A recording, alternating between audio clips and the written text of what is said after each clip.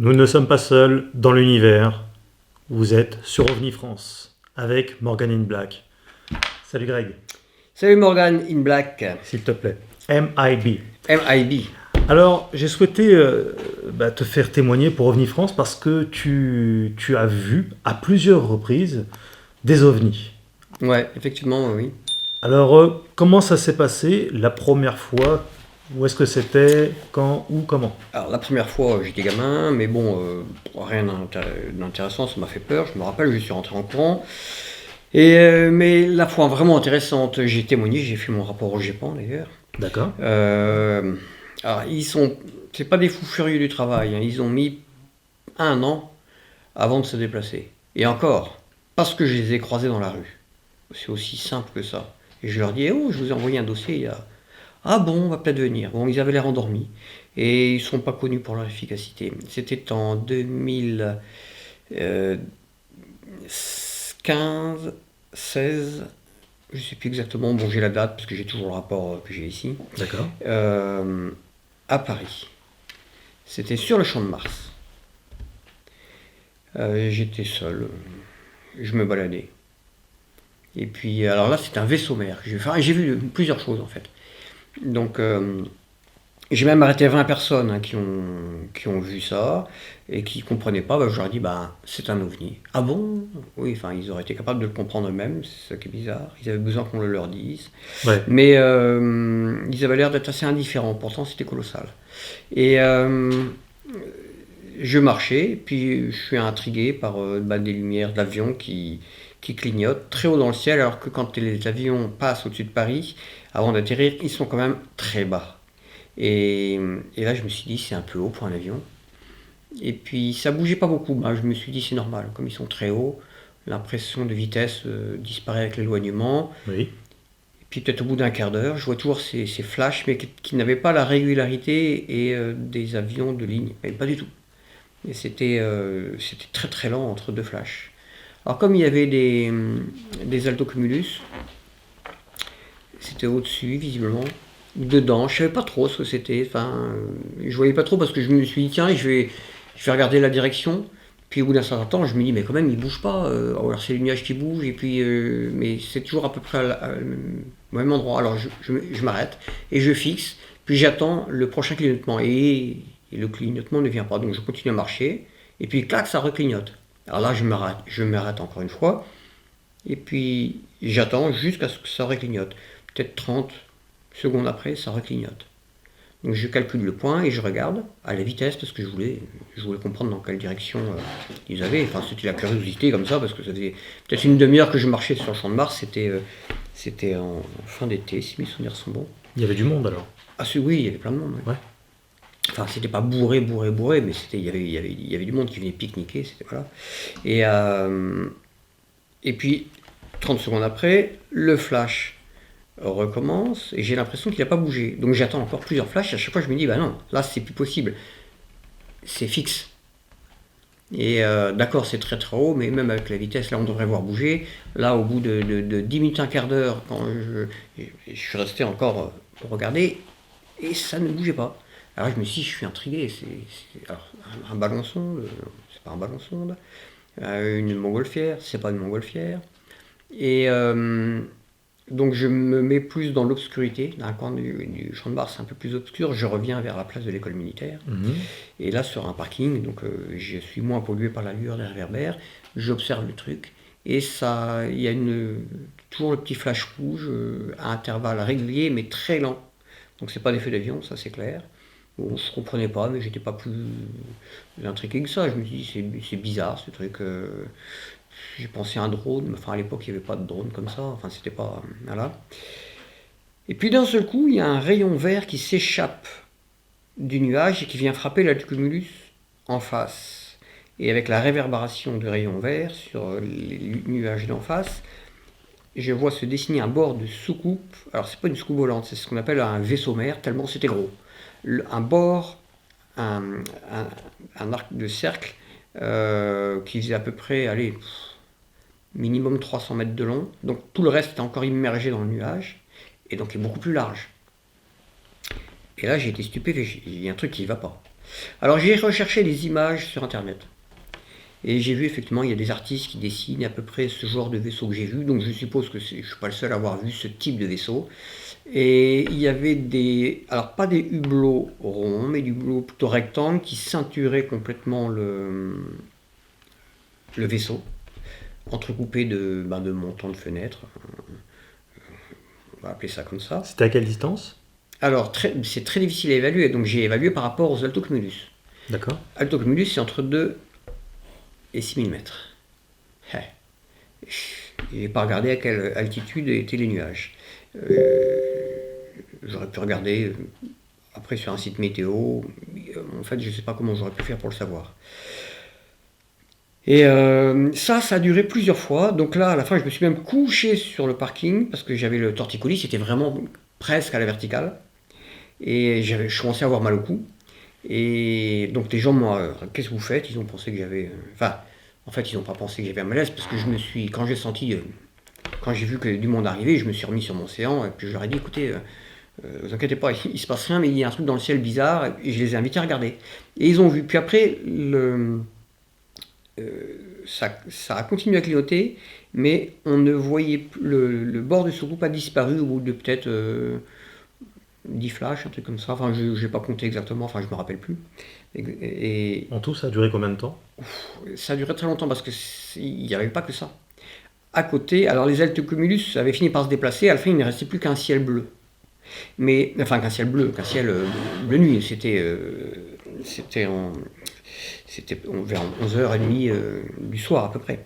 Mais déjà quand il y avait encore les nuages, donc ils étaient de moins en moins denses, mais déjà dès le départ, à côté de l'endroit où apparaissait ce vaisseau, enfin ce bord de soucoupe on va dire, il y avait 3 triangles et un carré. Orange. Alors orange comme les feux, enfin comme les lumières de réverbère qui avant étaient blanches, maintenant c'est une couleur orangée, on voit mieux la nuit quand c'est comme ça. Et donc c'est pour ça que la plupart des réverbères aujourd'hui éclairent en orange. C'était la même chose. Alors ça ne pouvait pas venir de rayons laser qui auraient été projetés, parce que les rayons laser après on les connaît très très bien.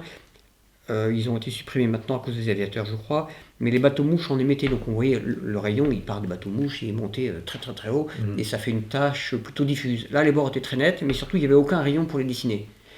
Et au départ on se dit, bon c'est un peu comme un hologramme, il faut un support, là ça aurait été les nuages. Oui mais après la disparition totale des nuages, quand tous les nuages sont partis, les 3 triangles et le carré orange, parfaitement symétriques, hein, c'est pas un demi-rectangle mal fait, pas du tout, persistaient, donc sans aucun support. Et puis ils ont fini par s'estomper. Au bout d'un certain temps, alors j'ai fait sortir quand même quelqu'un de chez moi, et je lui ai dit, sors, va vite dehors, regarde ce que tu vois dans le ciel, dis-moi. Alors il n'a pas vu le vaisseau, en revanche, il m'a dit, effectivement, il y a 3 trucs et un carré, enfin 3 triangles, un carré. D'accord, le vaisseau était déjà parti en fait. En même temps, lui, il émergeait d'un nuage. Sans nuage. D'accord. Beaucoup de gens ont vu le vaisseau mère en question, la partie du vaisseau mère? Très peu de gens. En revanche, les triangles, oui. En revanche, il y a une vingtaine de personnes quand même qui ont vu les clignotements. Et certains n'ont pas eu la patience d'attendre, parce que quand le rayon vert s'est mis à pulser, donc c'est un rayon vert plat qui pulsait comme ça, c'était pas régulier toutes les 30 secondes, c'était une fois de temps en temps parmi pas mal de clignotements. Mais les gens me disaient oui c'est bizarre, ça bouge pas, donc le clignotement continue, à intervalles assez longs, et puis de temps en temps, paf, le bord de soucoupe. Je vois. Qu'on comprenne bien comment, c'est une question que certains vont se poser, comment un vaisseau, le bord d'un vaisseau qui fait 200-300 mètres environ, ne peut-il pas être vu par l'écrasante majorité? Déjà, il aurait dû être visible sans le rayon vert, puisque quand ça pulsait, on voyait la coque émergente, on aurait vu donc une masse un peu plus sombre éclairée par la lumière de la nuit parisienne, sauf si effectivement c'était très très haut en altitude. Alors on va dire 2000 mètres minimum, 6000 mètres maximum. 6000 mètres c'est quand même beaucoup, il me semblait, mais bon, donc on a toujours beaucoup de mal à c'était pas près non plus, c'était vachement loin. Ah, c'était vachement loin quand même. D'accord, ok, je comprends mieux. C'était vachement loin, mais c'était un truc gigantesque. Alors, à la fin, le GEPAN est venu me voir, donc au bout d'un an, ils sont venus quand même, ils ont pris rendez-vous, on a fait la reconstitution, et le gars m'a dit, oui, je vous crois, parce qu'en fait, Paris est un endroit où on voit énormément de ce qu'on appelle les vaisseaux mers. Beaucoup de pilotes de ligne n'osent pas le dire, mais alors maintenant ils osent un peu plus le dire, mais c'est un endroit, Paris, la région parisienne, où il y a beaucoup d'apparitions de vaisseaux mers. Alors qu'est-ce qu'un vaisseau mer par rapport à une soucoupe? C'est un vaisseau dont sortent d'autres vaisseaux. C'est pour ça que c'est le vaisseau mer. Et donc il y a des petits vaisseaux qui sortent de toute taille, de toute forme, de toute couleur, de tout comportement, voilà. Et l'autre, c'est un peu comme si c'était un garage ou un garage flottant. Voilà. D'accord. Quelle allure il avait exactement ce morceau de vaisseau mère? Bah, il aurait fallu regarder sur internet. C'était comme un immense disque, donc la partie émergente, et renflé sur le dessous, parce que le dessus, je ne le voyais pas. Et donc ça faisait comme un peu comme un couvercle de marmite, un peu bombu. Alors il était métallique, et on voyait des structures dessinées comme si c'était, on pourrait dire, une soucoupe un peu tôt le boulon, mais bien améliorée. Hein. C'est pas les soucoupes qu'on voyait en 47 et les années après qu'on a parlé de la période des ovnis tôt les boulons, quoi. C'est un truc beaucoup plus futuriste, quoi. Donc tu arrivais quand même à voir des détails malgré la distance. Oui, mais c'était même pas une seconde, c'était le temps d'un flash. D'accord, c'est quand ça pulsait. Donc avec la persistance rétinienne, clac, on mémorise encore. Donc quand ça pulsait, voilà. Autrement, je Ouais, voyais je rien. comprends. Après, je ne voyais plus qu'une lumière. C'était en quelle année, tu dis? J'ai plus la date en tête, mais on va dire que c'est en 2015 ou 2016. Tu n'as Ça pas doit être pensé... fin 2015. n'as pas pensé à prendre une vidéo parce que Non, parce qu'à l'époque, portable- j'avais un très très mauvais téléphone. Et j'ai essayé, j'ai vu. Déjà, il faut. Enfin, vidéo, j'avais pas les vidéos. J'avais appareil de photo.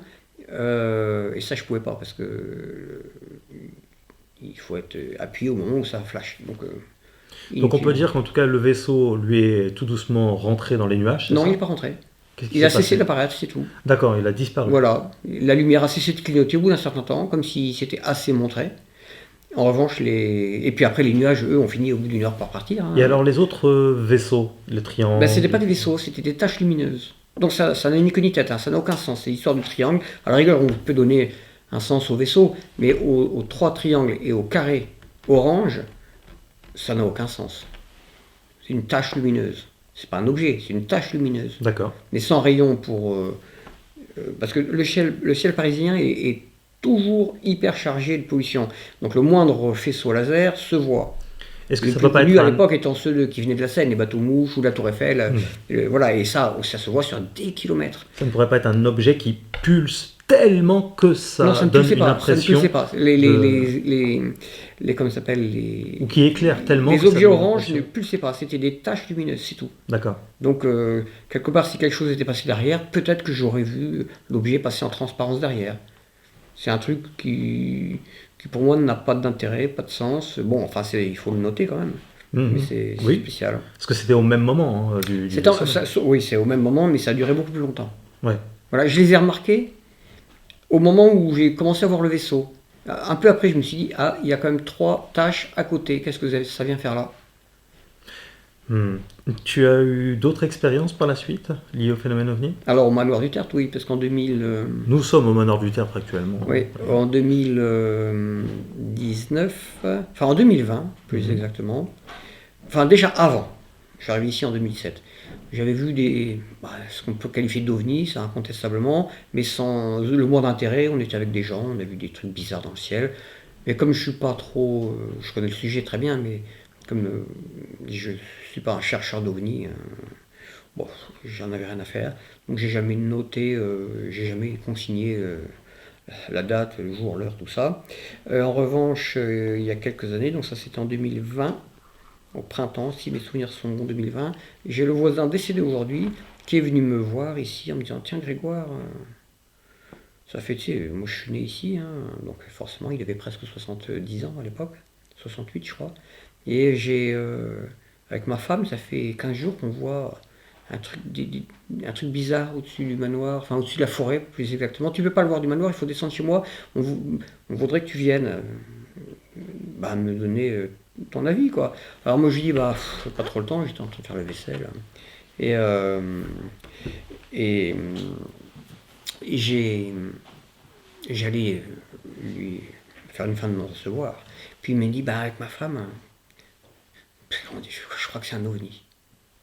Alors là, je lui ai dit, attends, j'arrive. Là, j'y étais pour. Et j'ai vu. Et ça faisait 15 jours que lui voyait une boule lumineuse, très brillante, dans un laps de temps, toujours à peu près en fin de journée. Avant la nuit, bien sûr, même avant le crépuscule, et qui évoluait et qui finissait par descendre derrière les arbres. Donc il fallait s'éloigner, prendre du champ par rapport au manoir. Alors j'ai été le voir 3 ou 4 jours depuis sa terrasse. Mhm. Quelques jours après, je me baladais dans le chemin pour regarder si la boule était là. Elle n'était pas là à heure précise, mais elle finissait par arriver. Puis après, j'ai pris ma voiture et je me suis mis en haut, sur le haut de butte. Parce que là, il y a un champ dégagé D'accord. et je voulais voir le moment où l'objet allait arriver. Et un jour, je ne l'ai pas vu arriver. Il n'y avait rien. Et il était là. C'était le troisième soir que j'ai vu ça. Il était là. Il est apparu de nulle part. Très étonnant, mais à une distance qu'on ne peut pas véritablement mesurer parce qu'on n'a pas de point. Alors j'ai pu la trianguler quand même avec quelqu'un qui l'avait vu d'un autre endroit. D'accord. Et j'estime ça au niveau du Pertuis-Néanty. Ce qui fait à combien de kilomètres d'ici à peu près, du manoir? Allez, 6 km D'accord. à vol d'oiseau, Ouais, ok. à peu près, il faudra regarder sur la carte. Et À alors, vol d'oiseau, d'accord, mais quel oiseau? ah bah écoute, peut-être un gerfaut qui s'en va hors de son charnier natal, peut-être. C'est pas pareil. Oui, tout à fait. Et une chauve-souris. Pourquoi tu souris? Tu dis ça parce que je suis bien coiffé. Ah bah quand tu vois un ovni, tu dis chauve qui peut, hein. Alors, en fait, le gars qui est venu me trouver, décédé maintenant, m'a dit bah, tu sais, moi, il faut que je te fasse rencontrer quelqu'un qui en a vu il y a quelques mois. Il y avait plus de 6 mois, si mes souvenirs sont bons. Il est à Pimpon. Et il se baladait dans la forêt avec son chien. Et il a été surpris par un ovni juste au-dessus de chez toi. Enfin, au-dessus de chez nous, parce qu'il habite à côté. Dans le champ. Un ovni. Alors, il montait avec son chien en balade dans un chemin forestier.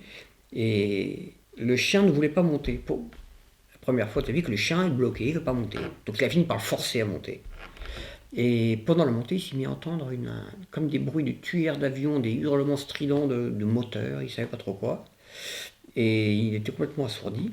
Et arrivé tout à fait en haut, il a été surpris par une énorme boule.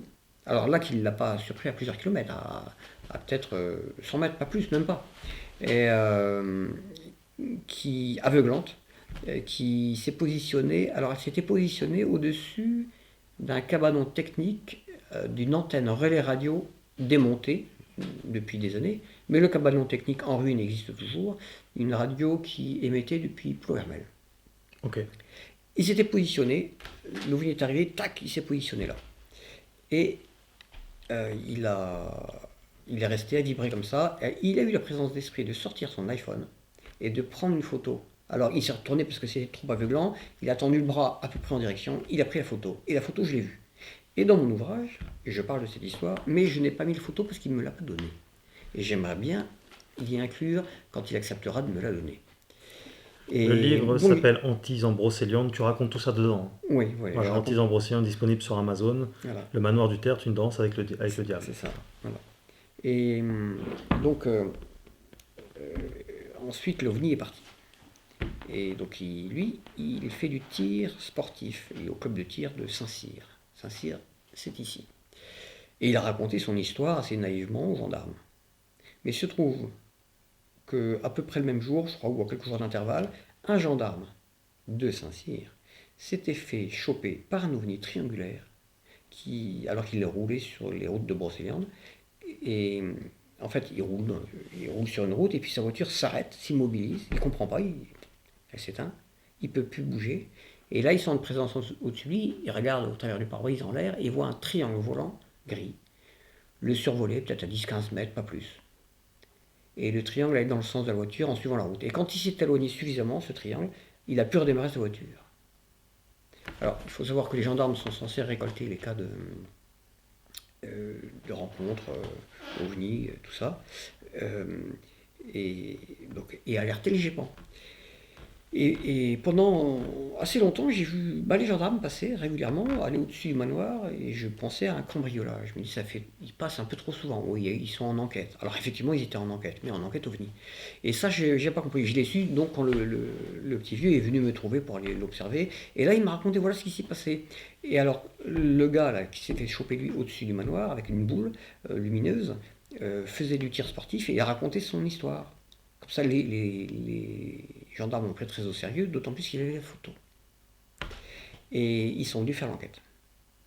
Alors, euh, quelques mois après, il y a un certain Jean-Michel Raoult. Alors, c'est pas Didier Raoult, Et c'est son frère. non, c'est Raoux. Alors le gars, il fait depuis peut-être 40 ans des, des sessions dans la nature, à droite, à gauche. Il vient avec 10, 15, 20, 30, 60 personnes, ça dépend. Et il est venu le faire à Brocéliande. Donc il y a des gens qui viennent de partout pour faire des incantations dans la forêt. Alors qu'est-ce qu'ils font? Ils se mettent en état de conscience modifié en récitant des mantras, par exemple. Dans le genre, au bout d'un certain temps, on est un peu étourdi, voire abasourdi. Et voilà. Et puis, quand ils ont décidé que la plaisanterie avait assez duré, ils sortent les appareils de photo, les caméscopes, ils filment. Ils prennent les photos.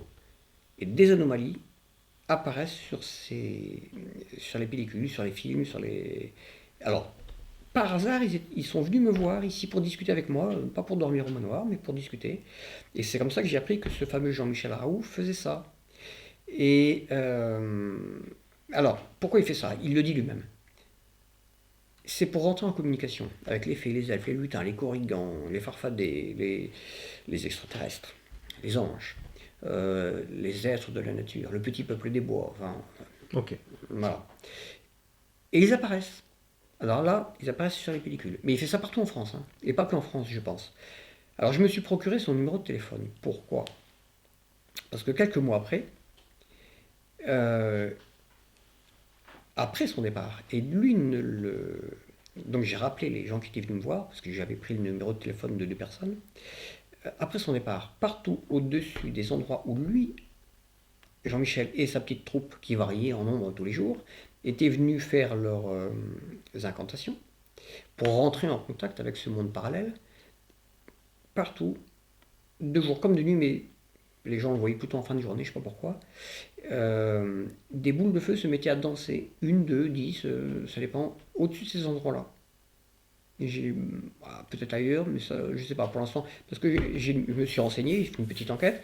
Tous ceux qui en avaient vu, avec qui j'étais en contact, je leur ai demandé où c'était. J'ai pris les azimuts, et à chaque fois, cette ligne passait au-dessus d'un endroit où Jean-Michel avait été. Donc j'ai fini par l'appeler. Je lui ai demandé, je lui ai dit, ben voilà ce qui s'est passé après votre départ. Ah, il m'a dit, ça m'intéresse. Bon, écoutez, la prochaine fois que je reviendrai à Brocéliande, je viens vous voir. J'attends toujours. Hmm. Alors là, on est dans le cadre de mise en condition psychique pour pour voir des phénomènes, Ouais. mais il y a aussi des personnes qui ne se mettent absolument pas dans quelconque, comme toi Pas par comme exemple, moi. quelconque, et Ah puis ben, qui voient pas juste des ovnis, mais parfois même des extraterrestres, voilà. des Alors, créatures. j'en connais ici qui n'y croyaient pas du tout, hein. Je ne vais pas sortir les noms, ils se reconnaîtraient sur la vidéo. Notamment une dame qui se foutait de la gueule des soucoupistes, tout ça. Ça n'existe pas, tout ça. Très rationnel. Bon. Eh ben, un jour, elle me dit, tiens, Grégoire, des mois après, hein. Au fait, il faut que je te dise, ça fait longtemps qu'on ne s'est pas vu, tu sais que je ne croyais pas du tout à ça. Ben, j'en ai vu. Ah, j'y crois. Finalement, c'était pas des bêtises. Et là, il y a quelques semaines, je la rencontre à nouveau. Elle me dit, au fait, tu sais, je les vois encore. Régulièrement maintenant. Ah, il s'est passé quelque chose dans sa vie, à elle. Mais il y en a d'autres qui n'avaient jamais vu, qui se sont mis à voir. Donc, alors, ça s'explique peut-être par la proximité du camp militaire, un peu comme la zone 51. D'autant plus qu'ici, il y a une cellule de télépathes de l'armée.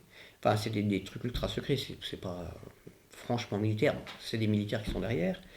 C'est pour la guerre des télépathes. Enfin, l'armée essaie de cibler, faire du ciblage de zones, du renseignement quoi, par télépathie. Et je connais des personnes qui ont travaillé pour les militaires, des civils qui ont ce don-là et qui ont travaillé pour ces militaires. C'est des services J'en connais deux. secrets, Ah, secret, c'est pas ce qu'on appelle les services secrets, mais c'est pas discrets.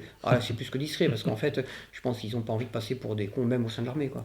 Oui, En oui, fait, oui. ils ont une mission, voilà, on leur demande de tester. Alors moi, j'ai mon opinion là-dessus, bien sûr.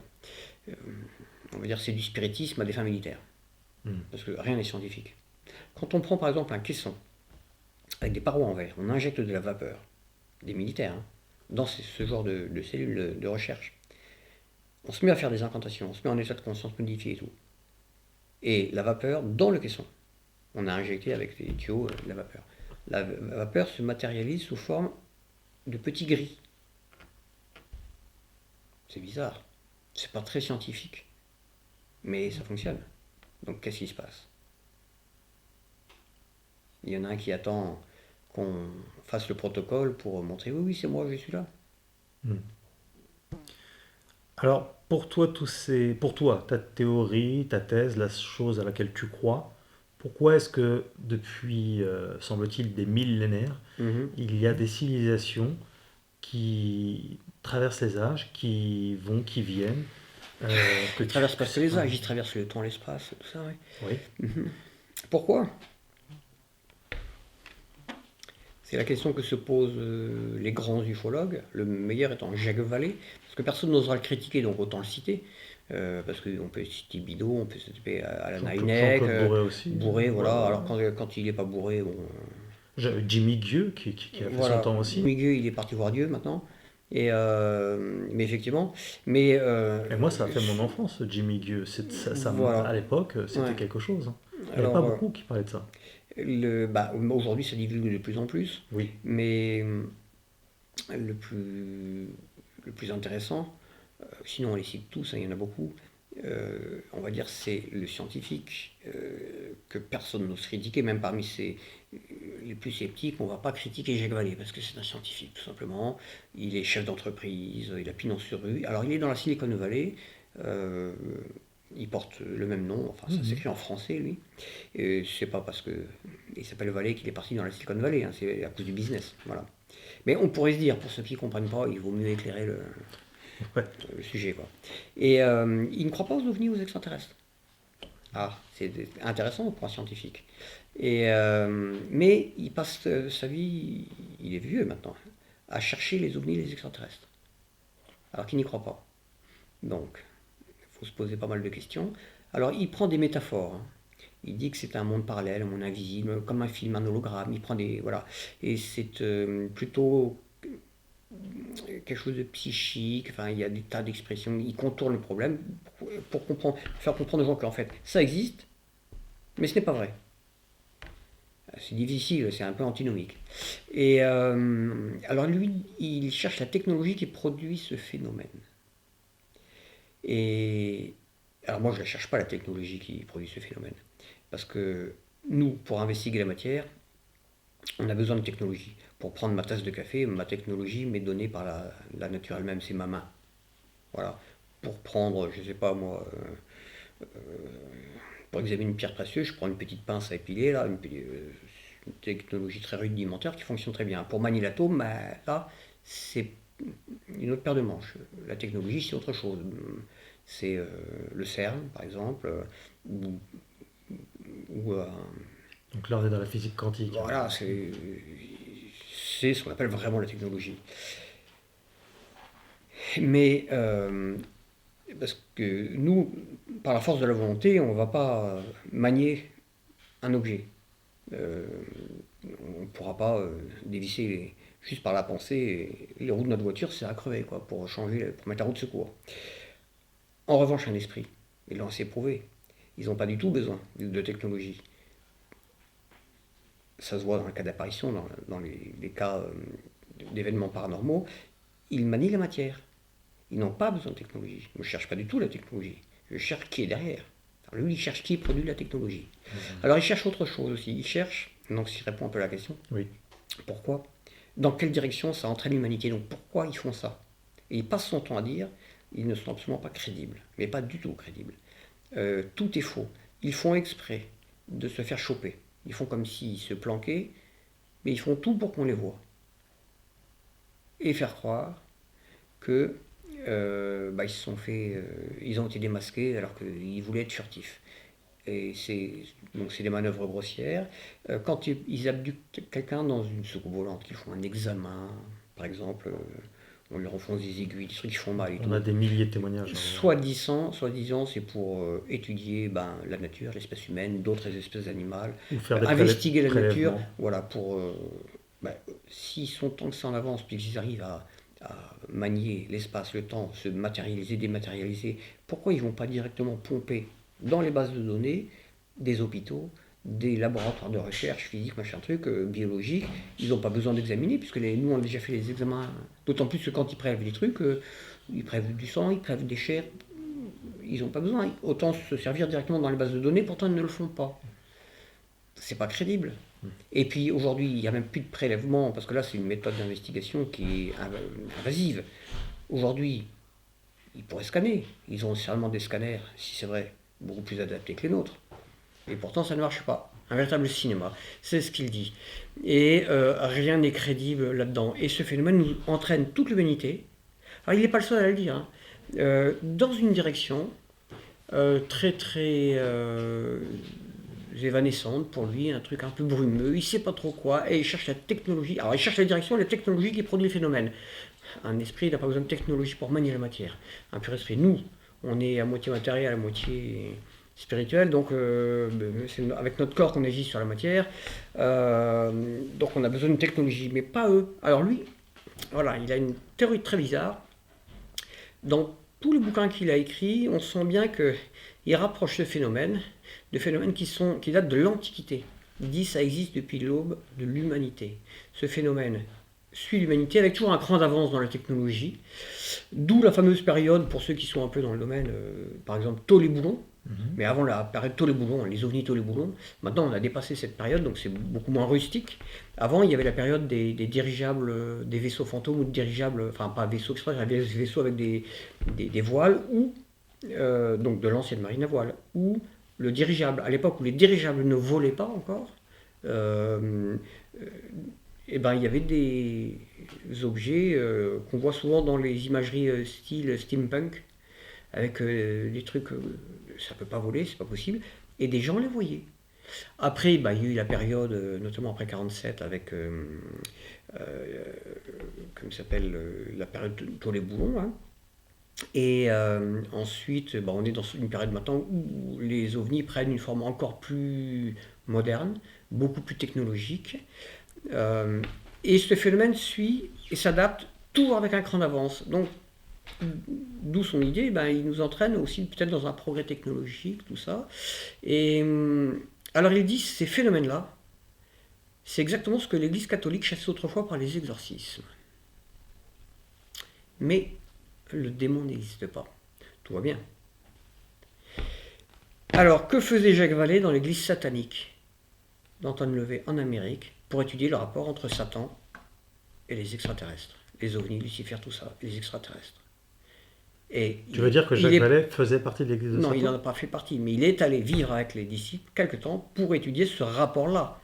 Parce qu'il est un de ceux, mais le plus grand, on va dire, qui ont lié le phénomène ovni extraterrestre au phénomène religieux. Et ouais. Et certains ont dit que, d'ailleurs comme Jimmy Gueux par exemple, ou d'autres personnes, enfin j'ai plus le nom de quelqu'un qui était mort, un grand ufologue, de toute manière, après la mort, il doit savoir ce qu'il en est. Donc ils éprouvent le besoin de relier ça à une survie après la mort. On est dans le domaine de la religion quand même. Mais le démon n'existe pas. Alors en fait, Jacques Vallée n'a pas tort, il a parfaitement compris le rôle des démons, des extraterrestres et des ovnis. C'est un copier-coller, 100% de l'action connue par les religions, alors pas que l'Église catholique, mais l'Église catholique entre autres, puisqu'il rapproche ça des exorcismes. Et à copier-coller 100%, il n'y a pas de différence. Seulement, il a débaptisé le phénomène. Et d'ailleurs, aujourd'hui, on ne peut pas parler de ça sur un plateau, à Muret TV. Jamais je pourrais sortir un truc comme ça. Ils n'accepteront pas, je pense, par exemple, ou même dans d'autres émissions, il est mal, ça devient presque indécent. Si on commence à parler de ça, on est tout de suite ridiculisé. Parce D'accord. que les gens n'osent pas affronter, voir ce qu'on ne le veut pas. En fait, on est dans une guerre sémantique. On a débaptisé le phénomène. Quand on a appelé le démon extraterrestre, eh bien, on l'a vidé de sa charge religieuse, on l'a débaptisé, et on pense qu'on peut s'approcher du phénomène de manière scientifique, sans avoir des comptes à rendre, sans qu'il y ait un lien entre ce genre d'action paranormale qui vient à notre rencontre et une conséquence qu'on aura péché moral par rapport à nos actes bons ou mauvais après la mort. Euh, il faut absolument cloisonner. Mais pourtant, Jacques Vallée dit bien que ça, autrefois, on le chassait par les exorcismes. Mais un exorcisme, c'est quoi? On n'exorcise pas la Sainte Vierge. On exorcise un démon. Et ça marche, puisque l'Église chassait ça par les exorcismes. Donc, au bout d'un certain temps, il faut se rendre à l'évidence. Soit on accepte de voir le lien et on pose la relation entre extraterrestres, alors peu importe comment on appelle ça, parce qu'au sens propre, un démon, il est extraterrestre. Il fait partie d'une autre. Il est interdimensionnel, il est dans une autre dimension, monde parallèle. Toute la terminologie fonctionne. Il n'est pas dans une autre galaxie, il est dans une autre dimension. Alors, on peut, par la raison, postuler l'existence de civilisations extraterrestres, au sens elles sont dans un autre endroit de l'univers physique. Ouais, mais enfin, on dit que c'est extraterrestre quand on s'aperçoit que ça viole les lois de la nature qui sont connues. Jusqu'à présent, je ne connais pas d'astronome d'astrophysicien qui va dire que quand on sort de la galaxie, qu'on va à 50 galaxies plus loin, les lois de la nature ont changé. C'est toujours les mêmes lois. Là, les extraterrestres ne dépendent plus des lois de notre nature quand ils apparaissent. Ils ont d'autres lois de...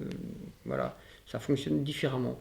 Alors, univers parallèle, autre dimension, autre réalité. Voilà, on peut mettre ce qu'on veut. Mais en tout cas, on a débaptisé le phénomène, on l'a vidé de sa charge religieuse.